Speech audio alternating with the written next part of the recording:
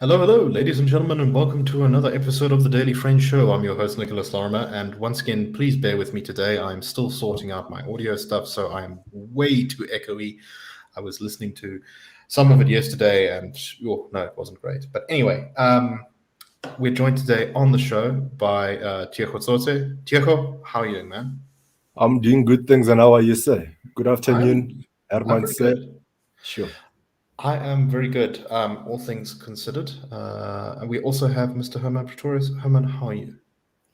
I'm well, thanks. I think we're all, it's a weird time of the year. I think we're all sort of starting to get a point of just, sustained exhaustion in a very weird way, where we're starting to look forward to being less exhausted. Yes, no. And it is, of course, as everyone knows, the 1st of November today. So we are creeping slowly but steadily towards the end of the year.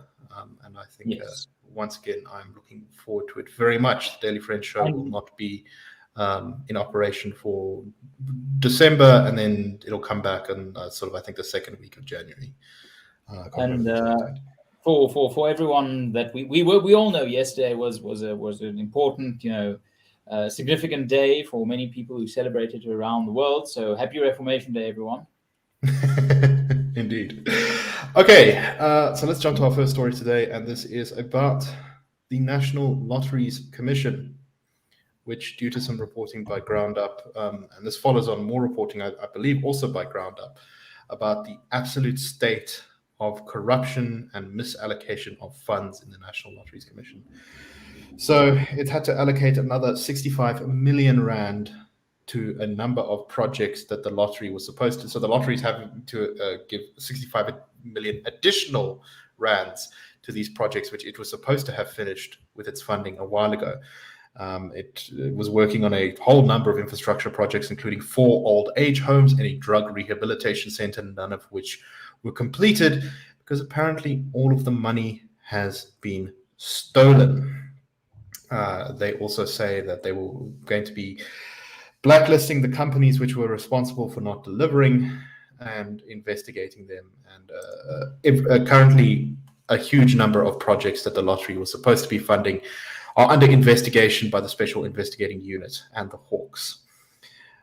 So this is not new from the lottery. I think the past 2 years or so, we've continued to see more and more stories about the staggering scale of corruption that's been going on with the lottery. So for those who are not aware, the government runs the National Lottery, and the proceeds from that lottery are supposed to go towards various charity projects around the country. They're supposed to go towards, in this case, old age homes, drug rehabilitation centers, creches, just kind of anything that might help people. And this is to sort of hopefully turn the proceeds of gambling into something that's quite useful.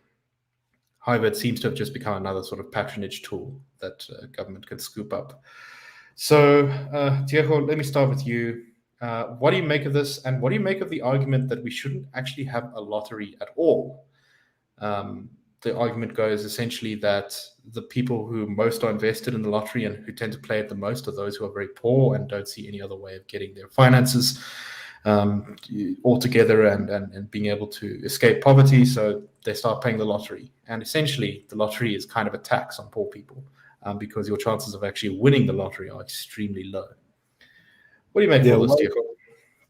Sure. Well, the first point would be that, when I read this article, it shocked me that there are still organizations that provide proactive grants or proactive funding for projects such as the ones that you've spoken about here. In South Africa, we have had so many cases of corruption whereby many money and proactive grants refer to grants whereby money is given to a company beforehand to perform a certain project, build a project or something of that nature. And in departments, municipalities, that in particular has long stopped because many people were allocated money beforehand and they chowed the money, did not end up using the money for what it should be used. I saw in one of the stories, particularly relating to the rehabilitation center that they were building, around 22 million was granted and only I think it was 5.4 million. Only 5.4 million was spent on the actual project. The rest of the money was taken away. What's logical is that if you are going to grant people money, you need to come up with a criteria of some sort. You give them in bits and pieces. You hire a company that has the funds. They build to this extent. You then provide them with the funding for what they have built. After evaluating and seeing that they've built what they said they would build with the material that they had said they would build with. So I think first it's crazy that in 2022, South Africa, after all that has happened, so many projects incomplete in the country, we still have an organization providing such grants. Secondly, regarding the issue of perhaps doing away with the National Lotteries Commission because the poor tend to spend more on it and don't get their money back, I don't know. I don't think my mind is made up around that yet. At the same time, I'm thinking about the fact that the poor, many of them who play this and those who are eligible to play these games are adults who can make choices for themselves. If this is something that's in demand and people really do want to play this, I mean, even if we did away with the National Lotteries Commission, people will still go to Hollywood, Betway. You still have these games going on there from other countries and stuff of that nature. I think perhaps let's have it, and if someone goes around spending that money towards playing with that money and losing that money, I guess they are adults who have made a choice and must live with the consequences of that choice. We mustn't feel sorry for them then and try to help them because they made the choice themselves to blow the money. Hermann, what do you make of all this mess? And do you agree with Tiego about leaving it up to people to make the choice? Yes and no. Partly because I mean, it's of course free. Anyone's free to make these sorts of choices in adults, but I don't see why a national lottery that has government involvement and that has sort of operates as a quango for government activities, and I don't know why that is supposed to be involved. If you want to run a lottery, please do it. But I do think this even centralizing legal gambling seems to be a rather perverse thing, and I do think it is a tax on the poor. I'm not saying that means, of course, that we have to deny the agency of the poor. I just think it is. There are some questions that we should ask from a moral perspective. Is this morally useful? Does it contribute? Is the state's involvement in this actually furthering of any of its core mandates? And I don't see that. I highly doubt that. But I must say, what struck me about this is that, and Tiego alluded to it, is that the oversight for how millions is spent is essentially non-existent. That ground up sort of an investigative unit had to come up with this, had to find this data, had to expend their resources rather than any of the formal oversight institutions, I think is embarrassing. But I mean, this is just another example, another state failure, another situation where corruption is just accepted.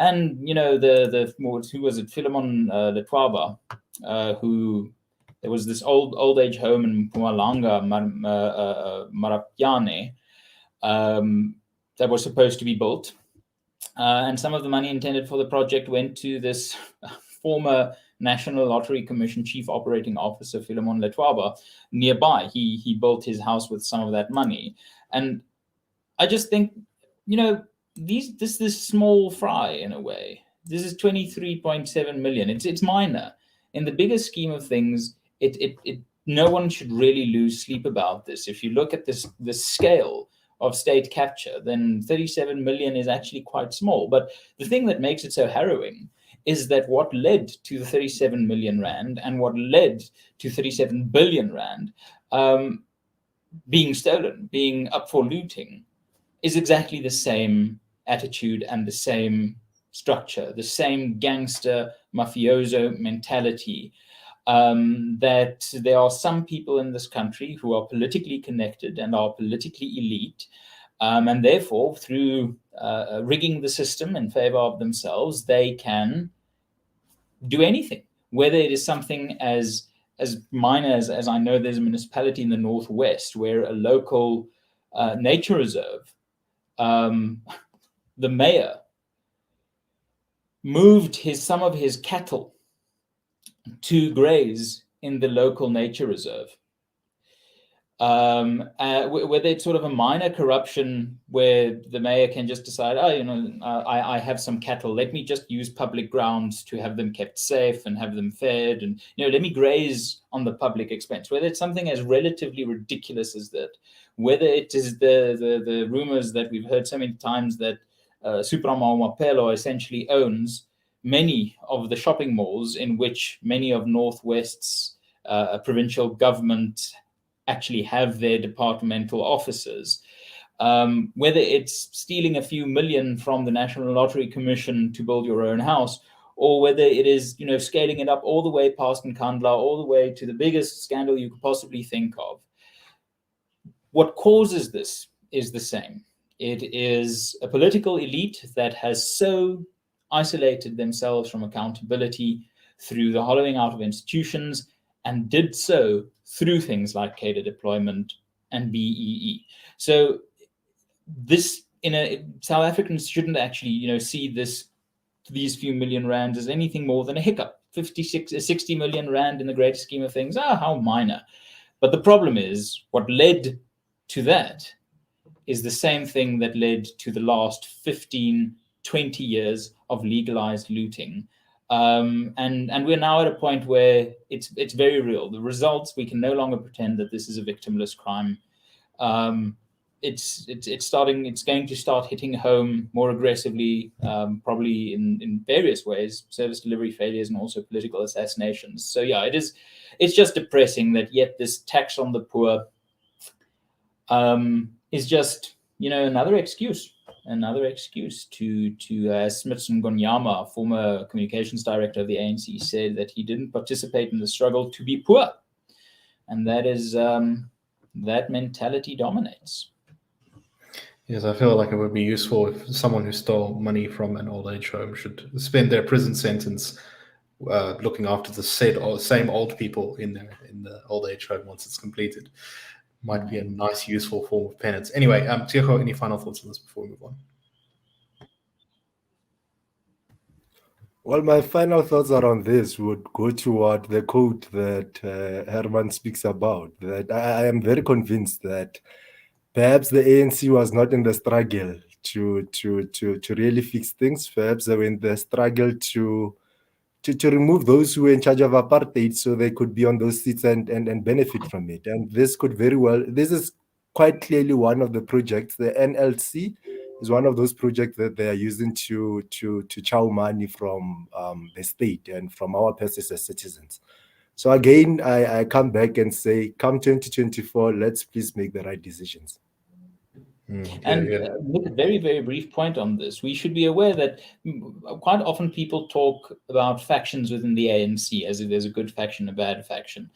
I just want to reiterate that the ANC is divided into two main factions: the people who want to take your money and the people who want to steal your money.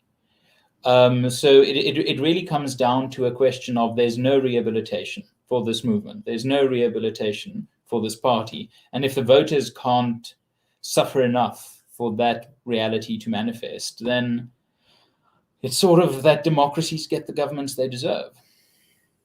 It's a very dark note to end on, but we will come back to elections later on in the show.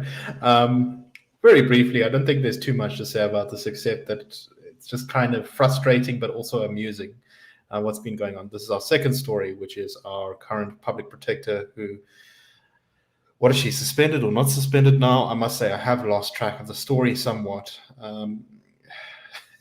because she has been so caught up in legal problems and legal issues. Busisizwe Mkhwebane is currently facing a hearing as to see whether she is going to be impeached from her position as the public protector.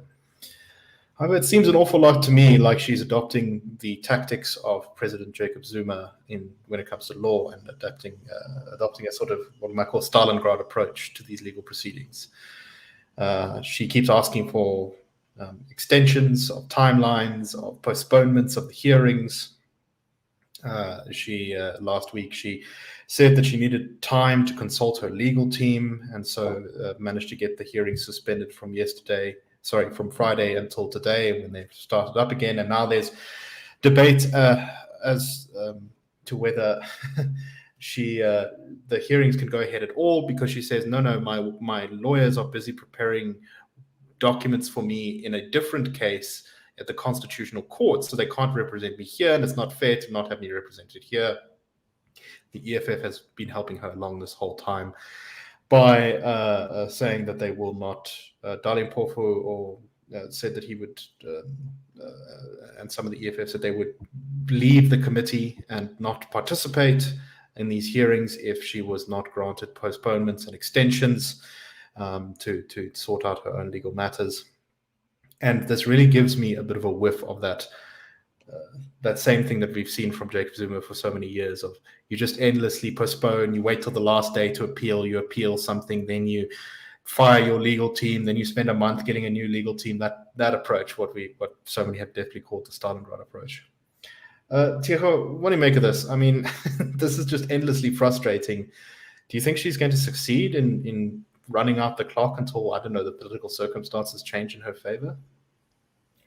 I think she's trying to arrive at October next year. If I'm not mistaken, her term as a public protector expires next year in October. So she's probably trying to protect her pension funds, given that, if she manages to complete her term next year, she can keep her pensions and everything of that nature. But if she's removed now, then that goes away. I think that's what she's doing here. And of course, she's Mkhwebane is of course a political weapon of some sort that's used by the RET faction of the ANC, brought in by Jacob Zuma. And of course, Jacob Zuma is a kind of person, when he made appointments as a president, he made them to favor him and his comrades and stuff of that nature. If you look at when he came in as president, was it in 2008, right? When he came in as president at the time, he 2009. got rid of 2009. So got rid of Scorpions, got rid of the director of the NPA, brought in people who would protect him and stuff of that nature. So Mkhwebane should be seen as that kind of a person who's been brought in to fight political battles, and someone who's a disciple in a way of Zuma. And so it's not shocking at all that she's applying the same tactics that Zuma has been applying over the years. But I'm convinced she's trying to get to next year, October. I think that's a pretty good guess. Hermann, thoughts on this? Yeah, no, I think Tiego is probably broadly right. Something that we should also consider is this sort of illustrates my aversion to Chapter 9 institutions as a general rule. I think, one or two of them are useful. But the problem is that Chapter 9 institutions like the South African Human Rights Commission, like the Public Protector, were written into the 1996 Constitution in a well-intentioned but I think rather naive attempt to protect the citizens from themselves, to have extra constitutional checks and balances. But the problem is that these checks and balances are essentially state-controlled. And the red lights for me began flashing with Mkhwebane when, during the interview process, she described the position of the public protector as being there to assist the state, there to assist the government of the day. And yet they still confirmed her. Someone so fundamentally unqualified, so fundamentally uninformed about what the role of a public protector might be. But I think it's not really her fault that the Chapter 9 institutions are at the same time both too weak and too strong, because we had Thuli Madonsela give us an episode of typical South African personality politics hero worship, where everything she touched turned to, Thuli gold. It was just like, and I remember the Facebook groups and the specific comments of a specific section of people just going, oh, Tuli for president. And then I'm just like, you know that we have very little idea as to what her ideological opinions are. We now know that she's an absolute, wokista and someone of the CRT transformation, anti-racist, racialist school, but she couches it in very, soft-spoken, nice, terminology. So well done her. But the problem is that she was so deified that even the Constitutional Court fell for it. That they essentially elevated the office of the public protector to a high court judge status, where she could make findings binding in law. Now, the absurdity of that is, once you are going to create a quasi-judicial entity that you then elevate to such an extent that it becomes a little mini court with a one-person judge, and that one person is appointed by the executive and the legislature, then you've just created the ideal opportunity for another little bit of state capture. If we had spent every single resource that had been spent on the public protector, because before Mkhwebane, nothing to write home about, after Mkhwebane, several things to write home about, but mostly in tears or laughter. But if we had spent every single element of rand, every cent that we'd spent on the public protector these last few years, boosting the National Prosecuting Authority, bring back the Scorpions, then these Chapter 9 nonsense institutions, these sort of constitutional feel-good gimmicks, wouldn't be necessary in the first place. And I think the well-intentionedness of trying to preserve the voters from their own decisions is now really coming back to bite all South Africans. It's not necessary to have a public protector if you allow people to be active in a constitutional democracy. As long as you've got these nonsense entities out there that can, shield the voter from some of the consequences of their own decisions, of course you're going to incentivize crap government, because government isn't held to a standard anymore by the electorate, because the electorate can just, outsource it to the public protector. The electorate no longer has to think, my goodness, wasn't Kandla a good or a bad idea? No, that has to be outsourced to a Chapter 9 institution that gives the dominant political party the opportunity to say, no, we've dealt with it. Look, there's a report, we've dealt with it. And the voter can just go, okay, well, it's been dealt with. It's out of my hands now. So I do think there's a fundamental constitutional question here as to whether the South Africans who vote in elections actually care enough about the country to avoid the embarrassment of a repeat performance of Bosisiwe and Mkhwebane. Tiego, very briefly, any final thoughts on this? Well, like I said the other day, after Hermann has spoken, I can't come after that. I am in agreement with everything he has said. He has said a mouthful, yeah. Indeed. I agree with your point on the Chapter 9 institutions. We've got a lot of very good things in our constitution, but we've also got some things I think that could maybe be tweaked a little bit. But anyway, all right, enough about South Africa. Let's go overseas and talk about, well, gentlemen, we've got 3 potential elections we can talk about. The upcoming American midterms, the Brazilian presidential and legislature elections, which just happened, or the upcoming Israeli election. I don't know, which one would you guys prefer to talk about? Let me quickly say one thing on the Israeli and the Brazilian elections, and then we could perhaps park a little bit at the US elections, because I think they're more interesting. Number one is the Israeli elections. This is the 4th election in 5 years. They're going to be world champions at voting soon.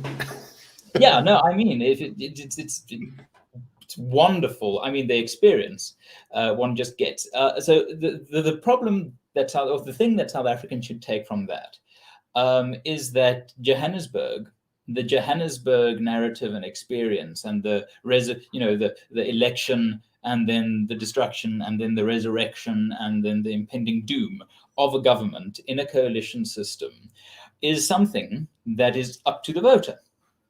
It really is up to the voter to determine whether a constitutional coalition government can actually succeed. If voters don't allow for their choices to actually be taken seriously by themselves and the political parties, we're heading to an Israel situation where no government of any constellation could possibly survive. Now, that might not be a terribly bad thing. Some South Africans would absolutely kill for a paralyzed government, because on some days it might be fantastic if we could just get the government to stop doing anything. Yes, That would sometimes stop be an improvement. putting its boot on our heads and stamping. Yes, I mean, we will pay you to do nothing. But then on the Brazilian election front, I do think that there we see something quite telling, is that we've gone from a relatively hard right government president to a relatively hard left president. On one level, that's sort of concerning, that the idea of moderation, either from the left or the right, has become untenable. But on the other hand, it shows, due to, Lorimer, your insights from before we started recording here, is divided government, where you have these various spheres of government controlled by various centers of power, is sometimes a good thing. So remember that when we talk about the US elections and when we talk about the gridlock in the US and sort of the how nothing is happening because the two houses of Congress can't agree with each other and can't agree with the president, sometimes that's a bloody good situation for citizens to be in. If the idea is that government should be limited, there's no better check on government power than putting government against itself. And just on that point of divided government in Brazil, the Chamber of Deputies, which is the main lower house of Brazil in their legislature, the largest party, which is actually Bolsonaro's party, even though he lost the presidential election, got 99 out of 513 seats. And the second biggest party, which is Lula's party, Brazil of Hope, got about 79 seats. So that is, if those are the biggest parties, you can imagine how split that legislature is going to be, and the kind of sort of coalitions they're going to have to get together to pass legislation. But yeah, let's briefly talk about the US midterms. So it's been a sort of an interesting pattern. A year ago, the conventional wisdom was the Republicans are going to absolutely storm through the House of Representatives, which is the US's lower house in the legislature, and they're probably going to win the Senate too. Then we had this sort of surge in polling for the Democrats, which peaked, I think, somewhere around September. And it looked for a moment as though the Democrats would still lose the House, but only very narrowly, and would more than likely not take the Senate. However, gravity seems to be reasserting itself. And based on the polling, based on the environment, based on the way the candidates have been performing, my gut feeling is that the advantage is definitely to the Republicans, and that they will very likely, almost certainly, I think, win the House of Representatives. And when it comes to the Senate, they may manage to just eke out enough seats. Now, because the American Senate has an even number of senators, all ties in it are broken by the vice president. So in order for the Republicans to take control of the chamber, they will need to get 51 seats rather than 50 seats, whereas the Democrats only need 50 because the Vice President Kamala Harris breaks the ties. So, Herman, let me start with you again. Do you think I'm right in that assessment? Do you think the Republicans are probably going to take us in this one? I reckon it'll be pretty close in the Senate. What do you think? Yeah, no, I think that's quite right. A year ago, as you say, the expectation was the Republicans would walk this, but something happened in between, and much of that is called, two important things. You've got the Dobbs decision that on the constitutional right to abortion, but then you also have the spectacle of Donald Trump.